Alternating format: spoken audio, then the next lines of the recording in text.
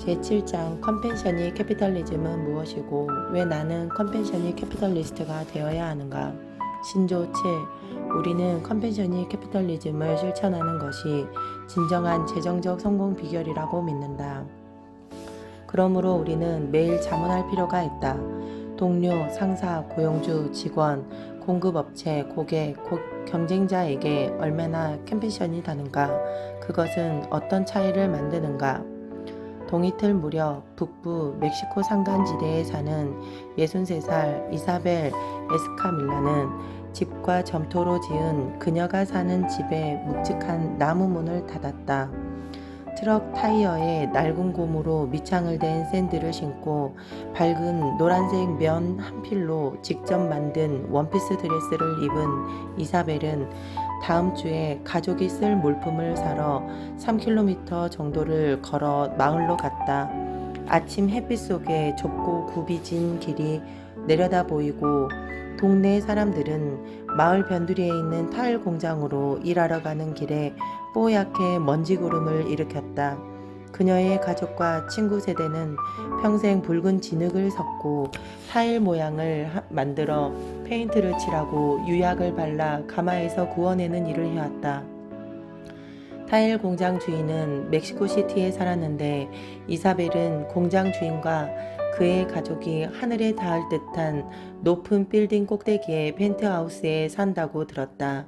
그녀는 엘리베이터를 타고 50층을 올라가 잠을 자러 가는 상상을 하며 혼자 피식 웃었다.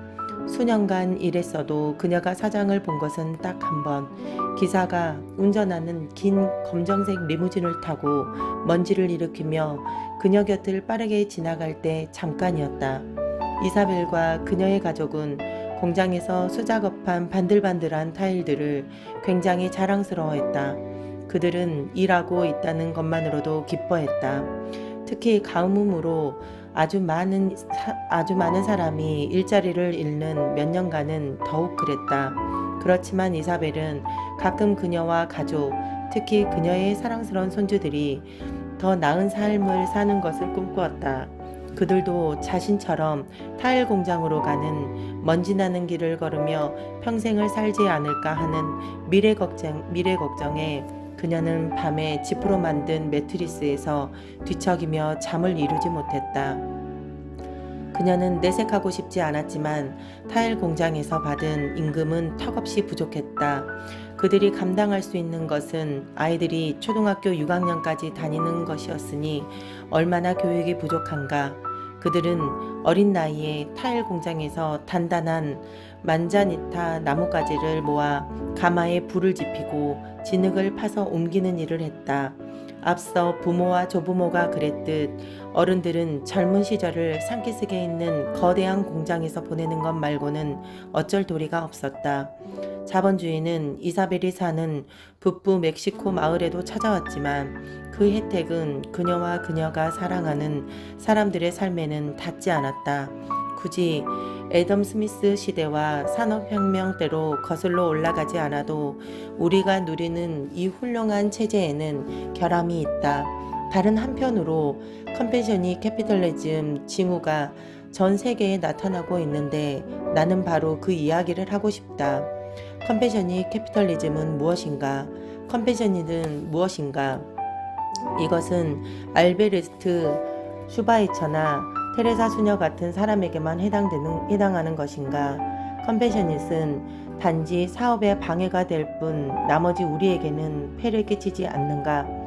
이익 창출과 컴패셔닛 개념은 정반대인가?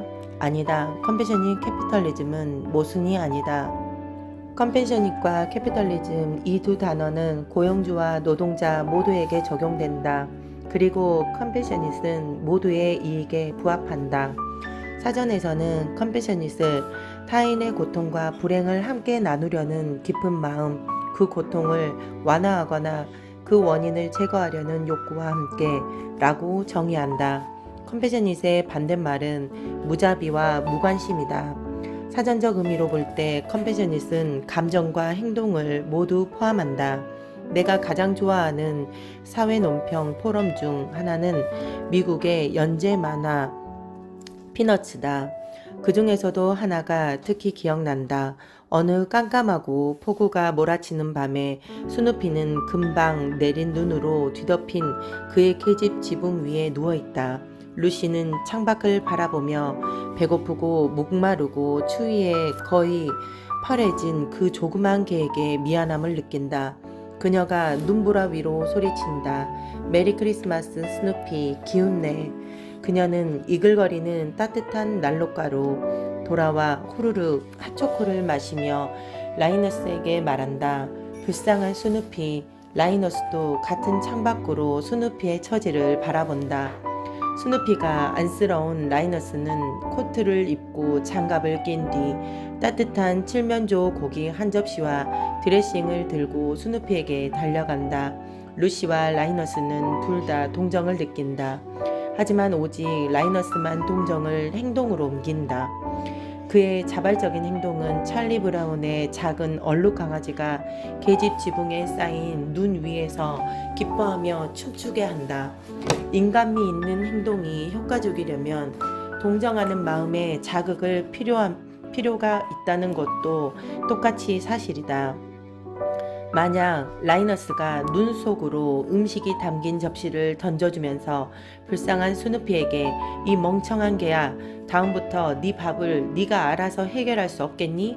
네 밥을 주는 것도 지긋지긋해 라고 소리쳤다면 동정심으로 한 행동이 얼마나 다르게 받아들여졌을지 상상해보자. 이런 차갑고 무정한 행동 때문에 스누피가 먹을 것을 외면하고 심지어 더 심각한 절망감에 고통스러워하며 눈에 파묻혀 있다면 그것은 놀라운 일인가? 누군가가 여러분을 도왔지만 하기 싫은 것을 억지로 했다는 게 역력하다면 여러분은 어떻게 느끼겠는가? 의무감으로 어떤 행동을 하는 것이 나쁜 건 아니다. 그것은 단지 컴패션과 같지 않을 뿐이다. 진정한 컴패션에는 우리의 진실함, 모든 것이 담겨 있다. 이는 누군가 혹은 무언가의 측은함을 느껴 고통을 끝내고 고통의 원인까지 완화해 주려는 노력에 컴패션을 담아 행동하는 것을 의미한다. 컴패션하는 행동은 남의 일을 자기 일처럼 느끼는 감정에서 나온다. 이처럼 컴패션은 감정과 행동이 함께여야 한다. 이제 어려운 질문을 해보자. 왜 세상에는 남의 고통을 보고 측은함을 느끼지만 도우려 하지 않는 루시가 그리 많은 걸까? 왜 도움이 필요한 것을 보고 그것을 충족해 주려고 독창적으로 용기 있게 행동하는 라이너스 같은 사람은 그리 적은 걸까? 왜 어떤 사람은 측은지심을 행동으로 옮길 만큼 타인의 고통에 깊은 관심을 보이는 반면 다른 사람은 관심을 덜 보이는가? 왜 컴패셔닛은 그토록 드문가? 유대민족 지도자이자 입법자인 모세는 기원전 12세기 이상을 기록하면서 그 문제를 명확히 설명했다. 창조에 관한 그의 강력하고 시적인 성경 지명에 따르면 창조주는 아담과 이브에게 하나님과 사탄 중에서 선택할 자유를 주었다. 구약 성서 작자들은 삶을 전쟁으로 보는데 이는 실제 전쟁이 아니라 인간의 머리와 마음속 하나님의 요구하는 복종과 사탄이 요구하는 죄악 사이의 전투를 말한다. 성경의 고전 이야기는 자기중심, 무관심, 증오, 탐욕, 정욕, 질투, 살인을 향한 악의 선동을 따르는 것이 얼마나 쉬운지, 그리고 인간에게 동정을 베풀라는 하나님의 목소리를 듣는 것이 얼마나 어려운지 보여준다. 예수는 젊은 유대인 선지자로 자신의 생애와 가르침으로 기독교 창건이 이끌었다. 그는 제자들에게 순종과 동정을 회복하라고 설교했다. 하나님을 사랑하라. 이것이 가장 우선이고 최고의 계명이다. 그리고 네 이웃을 너처럼 사랑하라. 예수는 최후의 심판을 언급하면서 정의로운 자는 굶주리고 목마르고 헐벗고 병든 이들과 이방인, 수감된 자에게 동정을 담아 행동할 것이고 그 행동에 보상받을 것임을 분명히 했다. 그는 말했다. 네가 이들 중 누구 하나에게 베풀었다면 이는 내게 베푼 것이다. 석가모니는 인도 철학자이자 불교 창시자로 기원전 5세기에 살았다. 그는 깨달음을 추구하기 위해 부와 특권을 버렸다.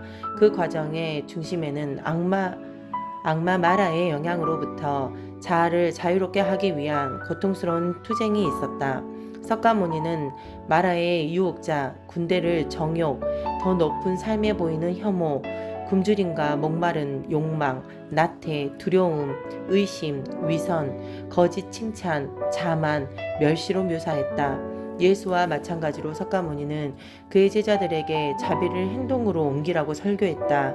한 제자가 병들어 누웠어도 다른 사람들이 못 본 척하자 그는 아픈 제자의 건강을 돌보며 병든 자를 돌보는 자는 나를 돌보는 것이다 라고 말했다.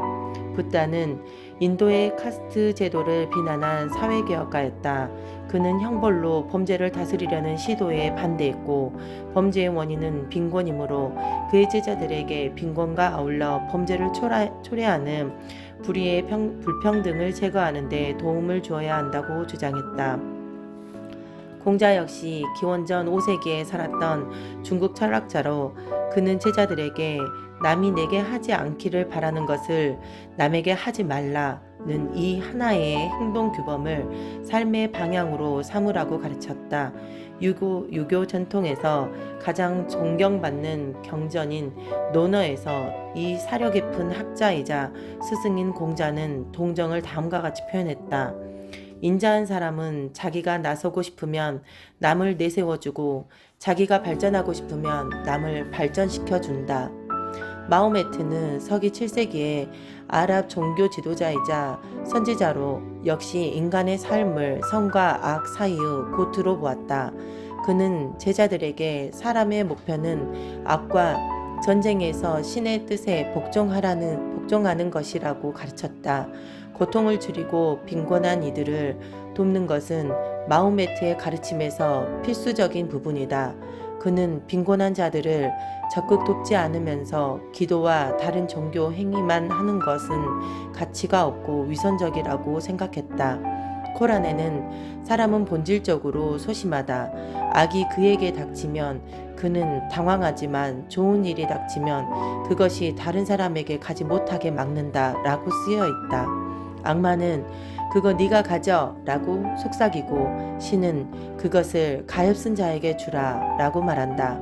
고귀한 희생의 대가로 신은 변형을 약속한다.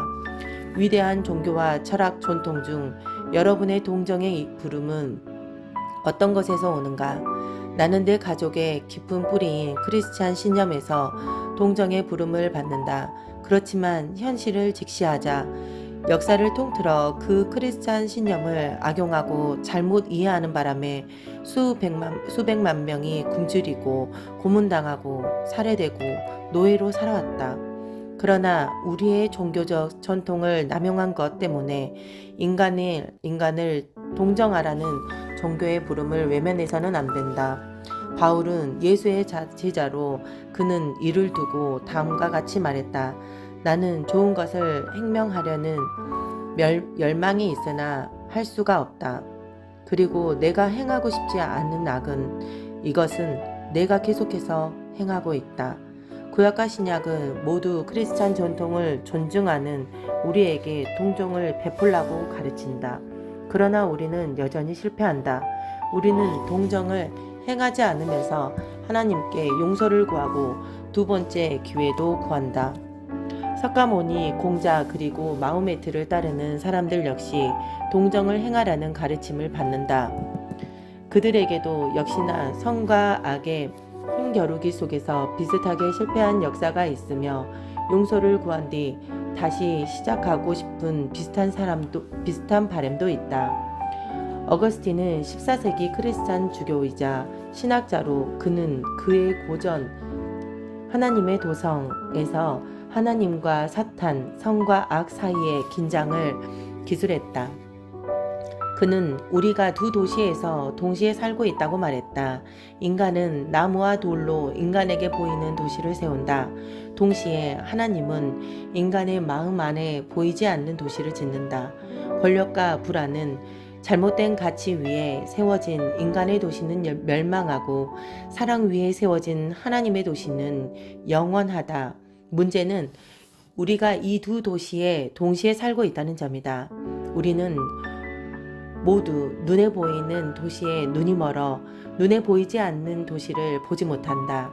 비록 여러분이 무신자론거나 하나님의 존재하는지 아닌지 모르는 불가론자일지라도 어거스틴이 말한 두 가지 도시에서 동시에 살아가는 중압감을 느껴왔을 것이다. 여러분은 아마 내면의 투쟁을 개인적 경험으로 알고 있으리라. 여러분이 그것을 무엇이라 부르든 여러분은 직접 경험한 그 오랜 투쟁을 알고 있다. 여러분은 새해 결심을 지키지 못한 적이 있지 않은가? 고통받고 있으면서도 용기를 내지 못하거나 누군가의 고통을 끝내기 위해 시간과 돈을 기꺼이 희생하지 않는 것에 미안한 마음이 들지 않았는가? 따뜻하고 안락한 거실에서 스누피가 무사하기를 바라는 것은 먹을 것과 담요를 들고 폭풍 속으로 들어가 모험을 하는 것보다 훨씬 쉽다. 나는 컴패셔닛이 우리가 사람과의 관계를 구축하거나 엉망진창이 된 세계 경제를 재건하는 유일한 토대라고 믿는다. 우리가 현재의 경제 혼란에서 빠져나갈 방법을 모색하려면 우선 이 지구와 사람들을 전에는 결코 사랑받은 적이 없었던 것처럼 사랑하는 법을 배워야 한다. 자유와 사랑은 불가분의 개념이다. 영국 작가 윌리엄 헤즐릿은 자유를 사랑하는 것은 타인을 사랑하는 것이다 라고 말했다. 조지 버나드 쇼는 자유는 책임을 의미한다고 했다. 그것은 바로 대다수 사람들이 자유를 두려워하는 이유다. 예수는 사람이 친구를 위해 자기 목숨을 버리면 이보다 더 큰 사랑은 없나니 라고 말했다. 컴패셔닛은 어떤 대가를 치르더라도 사람과 지구를 책임지는 것을 뜻한다.